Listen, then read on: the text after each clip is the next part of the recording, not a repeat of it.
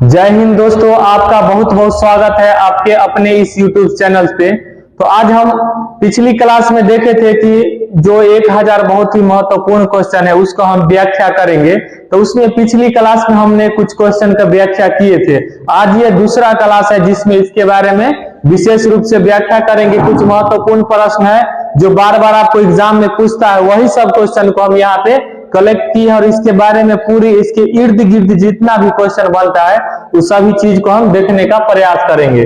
तो चलिए हम शुरू करते हैं। तो पहला प्रश्न है कि ब्रह्म समाज की स्थापना किसने किया था?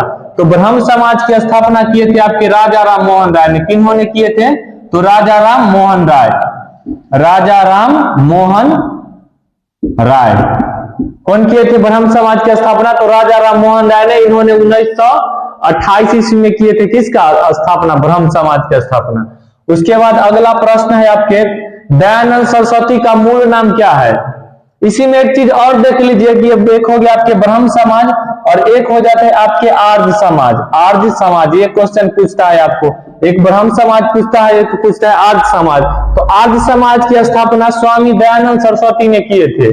कौन किए थे? स्वामी दयानंद सरस्वती। और वही स्वामी दयानंद सरस्वती का मूल नाम क्या है? तो मूल नाम इनका नाम था मूलाशंकर। क्या था नाम इनका मेन? तो मूलाशंकर इनका नाम था। लेकिन ये प्रचलित किस नाम से थे?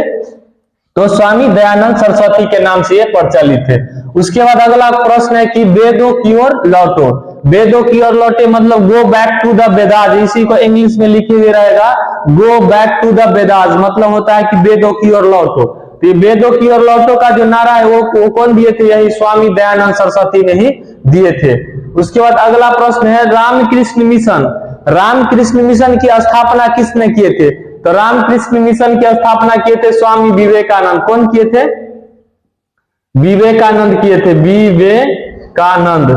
विवेकानंद किए थे। कौन किए थे? विवेकानंद ने रामकृष्ण मिशन की स्थापना किए थे। इनका गुरु का नाम क्या था? तो इनका गुरु का नाम था रामकृष्ण परमहंस।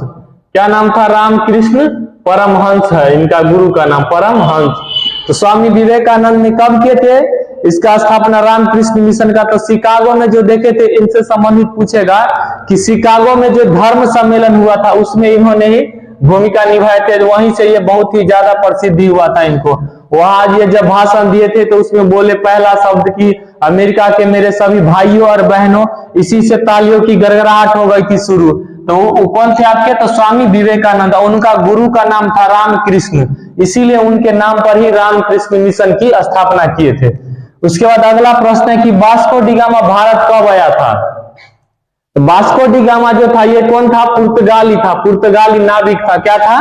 पुर्तगाली नाविक था। ये दरोगा में भी क्वेश्चन पूछा था कि वास्को डी गामा कौन था? तो पुर्तगाली नाविक था। ये सबसे पहले भारत में 1498 ईस्वी में भारत आया था। ये कुल भारत में 3 बार आया था। 1498 में पहले आया, उसके बाद 1502 में आया था, उसके बाद फिर 1524 में आया और 1524 में इसका मृत्यु यहीं पे हो गया था वास्को डी गामा का। तो पहले पूछेगा आपको कि ये कब आया था? तो 1498 में। कहाँ आया था? तो केरल के कालीकट पे आया था। उस समय केरल में राजा कौन थे? तो राजा जमोरिन थे। कौन था? राजा का नाम क्या था? तो जमोरिन थे, जिन्होंने इनका स्वागत किया था पुर्तगाली वास्को डी गामा का। और सबसे पहले ये आया था 1498 और सबसे अंतिम में ये गया था 1961 में। कब गया था वापस? तो 1961 में मार के इसको भगाया था, तब जाके ये गया था। न तो व्यापार इसका चल ही रहा था। अभी भी गोवा में देखिएगा तो पुर्तगालियों का बहुत सारा चीज मिलेगा आपको, बस्ती वहां पे पुर्तगाल का है।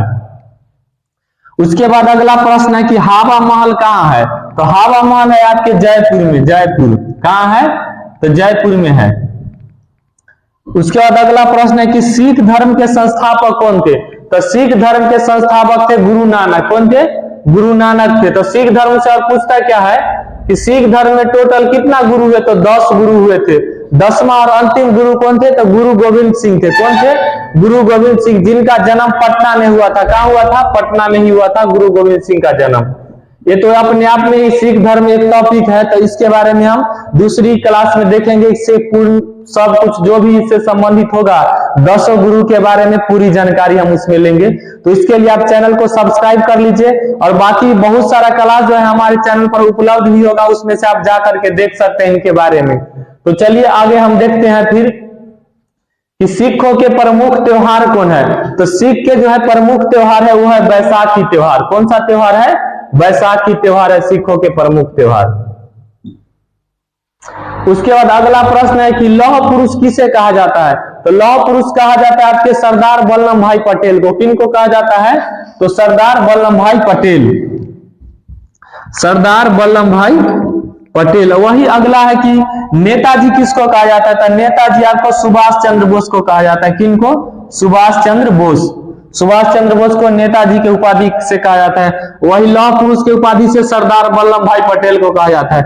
इनका नाम था वल्लभ भाई पटेल, लेकिन बारडोली सत्याग्रह जब हुआ तो उसमें इनको सरदार की उपाधि दिया गया था। उसके बाद अगला प्रश्न है कि लाल बहादुर शास्त्री का समाधि कहाँ है। तो लाल बहादुर शास्त्री जी का समाधि स्थल है विजय घाट। कहाँ इनका समाधि स्थल है? तो विजय घाट। वही महात्मा गांधी का समाधि स्थल पूछेगा तो महात्मा गांधी का है राजघाट है। महात्मा गांधी का कहाँ है? राजघाट। और उसके बाद हो गया इनका लाल बहादुर शास्त्री का विजय घाट। चौधरी चरण सिंह है उनका कहाँ है? तो किसान घाट है। कहाँ है? किसान घाट। और डॉक्टर राजेंद्र प्रसाद जो भारत के प्रथम राष्ट्रपति हुए तो उनका है महाप्रयाण घाट। कहाँ है? महाप्रयाण घाट है। उसके बाद अगला है महाभारत के रचयिता कौन है। तो महाभारत के रचयिता या संकलनकर्ता वही सेम होता है, थोड़ा सा अंतर होता है रचयिता और संकलनकर्ता में। थोड़ा समझ लीजिए रचयिता और संकलनकर्ता किसको कहता है। रचयिता के मतलब होता है लिखने वाला, संकलनकर्ता के मतलब हुआ कि संकलन करने वाला, इकट्ठा करने वाला। तो महाभारत जो था वो क्या हुआ था? संकलित हुआ था, बहुत से लोग थे वो लिखे थे उसको, ये संकलित किए थे। लेकिन कहीं कहीं आपको रचयिता भी मिलेगा, तो रचयिता कौन होंगे आपके? तो वेद व्यासी होंगे। कौन होंगे इसके रचयिता? तो वेद व्यास। उसके बाद अगला प्रश्न है वही कि अर्थशास्त्र के लेखक कौन है। तो अर्थशास्त्र जो पुस्तक है वो किसके द्वारा लिखा गया था? तो चाणक्य के द्वारा लिखा गया था। किसके द्वारा? चाणक्य। चाणक्य, चाणक्य हो गया। इस चाणक्य का ही दूसरा नाम है कौटिल्य या विष्णुगुप्त। ये तीनों में से कोई नाम रहेगा तो सब चाणक्य ही है। कौटिल्य रहे, चाहे विष्णुगुप्त रहे, चाहे चाणक्य रहे, तीनों किसका नाम है? तो इसी का नाम है तीनों। तो इन्होंने अर्थशास्त्र पुस्तकें लिखे थे। तो पुस्तक का नाम है अर्थशास्त्र, लेकिन ये राजनीति पर संबंधित है। जैसे ये चंद्रगुप्त मौर्य के कौन थे? ये प्रधानमंत्री थे, जिन्होंने नंद वंश के अंतिम शासक घनानंद को हराने के लिए जिस प्रकार की रणनीति को अपनाया था, उसी सभी रणनीति को इन्होंने अर्थशास्त्र पुस्तक में लिखे थे, जिसका संबंध किससे है? तो राजनीतिक व्यवस्था से है। उसके बाद अगला प्रश्न है कि जय जवान जय किसान का नारा किसने दिया था।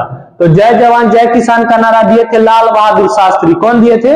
लाल बहादुर शास्त्री जी ने दिए थे। जब 1962 में भारत चीन युद्ध हुआ, 1965 में फिर भारत पाकिस्तान युद्ध हुआ था, तो उस समय में ना देश की स्थिति बहुत ही खराब हो गया था। तो देश की स्थिति बहुत खराब होने के कारण जवान भी परेशान था और इधर सुखाड़ भी पड़ गया, तो किसान भी परेशान था। तो इसी का ये समस्या का समाधान निकालने के लिए लाल बहादुर शास्त्री प्रधानमंत्री थे, तो इन्होंने ही नारा दिए थे कि जय जवान जय किसान का नारा। और फिलहाल में एक नारा दिए हैं नरेंद्र मोदी जी कि जय जवान जय किसान जय विज्ञान और जय अनुसंधान। इसमें इन्होंने अनुसंधान को ऐड कर दिए। तो नरेंद्र मोदी के बारे में पूछेगा कौन नारा दिए थे, तो जय जवान जय किसान जय विज्ञान और जय अनुसंधान। उसके बाद अगला प्रश्न है कि संविधान सभा के अध्यक्ष कौन है। तो संविधान सभा में दो तरह के अध्यक्ष हुए थे। एक पहली बार जब संविधान सभा की बैठक हुआ 9 दिसंबर 1946 को। कब हुआ? 9 दिसंबर 1946 को। तो जब 9 दिसंबर 1946 को हुआ तो पहली बैठक था, इसमें कोई व्यक्ति निश्चित नहीं थे, तो इसीलिए पहले अस्थायी रूप से अध्यक्ष चुना गया था। तो उस सभा में जो सबसे बुजुर्ग व्यक्ति थे डॉक्टर सच्चिदानंद सिन्हा। कौन थे? तो डॉक्टर सच्चिदानंद सिन्हा। तो सच्चिदानंद सिन्हा को क्या किया गया? पहले अस्थायी अध्यक्ष चुना गया, लेकिन बाद में अगले ही 2 दिन बाद फिर हुआ था 11 दिसंबर 1946 को जब बैठक, तो उसमें डॉक्टर राजेंद्र प्रसाद को अस्थायी अध्यक्ष चुने गए थे, परमानेंट, जो पूरी संविधान सभा में संचालन करते रहे। उसके बाद अगला है कि प्रारूप समिति के अध्यक्ष कौन है। तो प्रारूप समिति के बारे में पूछता कौन कौन प्रश्न है, तो पहले पूछेगा कि प्रारूप समिति में अध्यक्ष कौन थे, तो डॉक्टर भीमराव अंबेडकर। कौन है, तो डॉक्टर भीमराव अंबेडकर। इनको भारत रत्न कब मिला था, 1990 में। कब मिला था, तो 1990 में इनको भारत रत्न मरणोपरांत दिया गया था। उसके बाद इनसे संबंधित ये भी पूछेगा कि प्रारूप समिति में कितने सदस्य थे, तो टोटल थे आपके 7 सदस्य। प्रारूप समिति में कितने सदस्य थे, तो 7 सदस्य थे। और प्रारूप समिति के अध्यक्ष डॉक्टर भीमराव अंबेडकर थे। ये पूरा प्रारूप मतलब पूरा संविधान लिखने का काम किए थे, इसीलिए इनको संविधान के जनक, भारतीय संविधान के जनक किनको कहा जाता है, तो डॉक्टर भीमराव अंबेडकर को। और बाबा साहेब इनका क्या है, लोकप्रिय नाम है या उपाधि कहिए तो है। अगला प्रश्न है कि विश्व रेड क्रॉस दिवस कब मनाया जाता है। रेड क्रॉस मतलब लाल क्रॉस दिवस कब मनाया जाता है, तो रेड क्रॉस दिवस आपके 8 मई को मनाया जाता है। कब मनाया जाता है, तो 8 मई को रेड क्रॉस दिवस मनाया जाता है। वही आपको पूछेगा अंतरराष्ट्रीय महिला दिवस कब मनाया जाता है, तो 8 मार्च को। तो ये मार्च है महिला दिवस, तो महिला तो मार्च, और यह हो जाता है आपके कौन, तो रेड क्रॉस 8 मई को। उसके बाद अगला प्रश्न है भारत का सबसे छोटा राज्य क्षेत्रफल की दृष्टि से। तो आप भारत के जब मैप देखिएगा, मैप भारत के, चलिए एक मिनट यहाँ पर हम मैप दिखा के समझाते हैं आपको कि भारत का जब आप मैप देखिएगा तो यहाँ पर है आपके गुजरात है, तो गुजरात के बाद यहाँ महाराष्ट्र है। उसके बाद यहाँ पर एक छोटा सा राज्य आपको मिलेगा जिसका नाम है गोवा, जो भारत के क्षेत्रफल की दृष्टि से सबसे छोटा राज्य कौन है, गोवा है। लेकिन अगर जनसंख्या की दृष्टि से पूछेगा आपको कि सबसे छोटा राज्य कौन है, तो यहाँ पे है आपका सिक्किम है। कौन है, सिक्किम है। तो क्षेत्रफल की दृष्टि से सबसे छोटा राज्य कौन हो गया आपके, तो गोवा। वही जनसंख्या की दृष्टि से अगर पूछेगा सबसे छोटा राज्य तो सिक्किम, और क्षेत्रफल की दृष्टि से सबसे बड़ा राज्य तो यहाँ पे आपको है राजस्थान है। कौन सा राज्य है, तो राजस्थान है। उसके बाद अगला प्रश्न है कि ओणम कहाँ का त्योहार है। ओणम जो त्योहार है ये कहाँ का है, तो ओणम है आपके केरल का त्योहार। कहाँ का है, केरल का। त्योहार में एक बार पूछता है आपके भारतनाट्यम, तो भारतनाट्यम कहाँ है, तमिलनाडु का है त्योहार। भारतनाट्यम कहाँ है, तमिलनाडु का है। मलयालम भी हो गया केरल का, ओणम भी हो गया केरल का। मलयालम इसका लोक नृत्य है, और ये क्या हो गया, ये आपके त्योहार है, सॉरी ये आपके ओणम हो गया त्योहार, और भारतनाट्यम भी है त्योहार, जो कहाँ का है, तो तमिलनाडु का है। उसके बाद अगला है कि दिल्ली भारत की राजधानी कब बनी। तो दिल्ली जो है भारत की राजधानी बनी थी 1911 में। कब, तो 1911 में। जब 1911 में भारत पर शासन चल रहा था ब्रिटेन का, भारत ब्रिटेन का उपनिवेश था, तो ब्रिटेन के जो थे जॉर्ज पंचम जो आया था भारत, वो 1911 में आया था भारत। तो 1911 में भारत आया था, तो बंगाल विभाजन को रद्द किया था यहीं पे, और यहीं पे बंगाल विभाजन को रद्द, जैसे 1905 में कर्जा ने बंगाल को सांप्रदायिकता की तौर पर विभाजन करना चाहा, लेकिन 1911 में वैसा विभाजन को रद्द कर दिया गया। लेकिन फिर भी इन्होंने क्या किए, भौगोलिक दृष्टि से बंगाल का विभाजन कर ही दिया, जिसमें अब बिहार का अलग हो गया था, जो बिहार 1912 में चल के क्या एक प्रांत बन के उभरा था। तो यही 1911 में ही भारत में दिल्ली को राजधानी ट्रांसफर किया गया था। इससे पहले कहाँ राजधानी थी, तो कोलकाता थी, तो उसके बाद 1911 के बाद दिल्ली ट्रांसफर कर दिया गया था। अगला प्रश्न है कि सबसे चमकीला ग्रह कौन है। तो सबसे चमकीला ग्रह आपके है शुक्र ग्रह। कौन सा ग्रह है, तो शुक्र ग्रह। शुक्र ग्रह को ही भोर का या सांझ का तारा कहते हैं। कौन सा तारा, भोर का और सांझ का तारा। सुबह में देखिएगा भोर भोर में जो तारा दिखाई देता है वो रहता है शुक्र ग्रह, और शाम में भी जो तारा सबसे पहले आपको दिखाई देता है वो रहता है आपके शुक्र ग्रह। तो शुक्र ग्रह को क्या क्या कहते हैं, भोर और सांझ का तारा। इसी को कहता है आपके सौंदर्य की ग्रह। सौंदर्य का ग्रह किसको कहेगा, तो शुक्र ग्रह को। शुक्र ग्रह के पास उपग्रह नहीं है, 2 ग्रह के पास उपग्रह नहीं, एक बुध और एक शुक्र है। ये सब क्वेश्चन बहुत महत्वपूर्ण है, बार बार पूछता है। अगला प्रश्न है कि भारत का राष्ट्रीय पशु कौन है। तो भारत का राष्ट्रीय पशु हो गया व्हाइट बंगाल टाइगर। पहले का सीधा बाघ था, लेकिन 2023 में इसको चेंज कर दिया गया। क्या इसका नाम कर दिया गया है, व्हाइट बंगाल टाइगर। क्या है, व्हाइट बंगाल टाइगर। बंगाल का तो टाइगर है ही, व्हाइट बंगाल टाइगर। टाइगर तो बंगाल का ही, लेकिन कैसा होना चाहिए? व्हाइट होना चाहिए, उजला, तब वो जाके भारत के राष्ट्रीय पशु है। वही भारत के राष्ट्रीय पक्षी पूछेगा तो मोर है। भारत के राष्ट्रीय जलीय जीव हो गया तो गंगा डॉल्फिन हो गया, जो गंगा नदी में रहने वाला डॉल्फिन है। भारत का राष्ट्रीय विरासत पशु अगर पूछता है इसी में, राष्ट्रीय पशु हो गया तो कौन हो गया आपके? White Bengal tiger. लेकिन इसी में पूछेगा राष्ट्रीय विरासत पशु, तो विरासत पशु आपका हाथी हो जाता है। उसके बाद अगला है कि भारत के राष्ट्रीय गीत कौन है? तो राष्ट्रीय गीत जो है ये आपके वंदे मातरम। कौन है राष्ट्रीय गीत? वंदे मातरम है, जिसकी रचना बंकिम चंद्र चटर्जी ने किए थे। कौन किए थे? बंकिम चंद्र चटर्जी ने। वंदे मातरम, वंदे मातरम ये भारत का क्या है? राष्ट्रीय गीत है, जिसकी रचना बंकिम चंद्र चटर्जी ने किए थे। और इसका प्रकाशन सबसे पहले गाया गया था 1896 में कलकत्ता के अधिवेशन में। कब गाया गया था? तो 1896 में कलकत्ता के अधिवेशन में गाया गया था। वही इसको गाने में टोटल आपका 65 सेकेंड लगता है। कितना टाइम लगता है गाने में? तो 65 सेकेंड लगता है।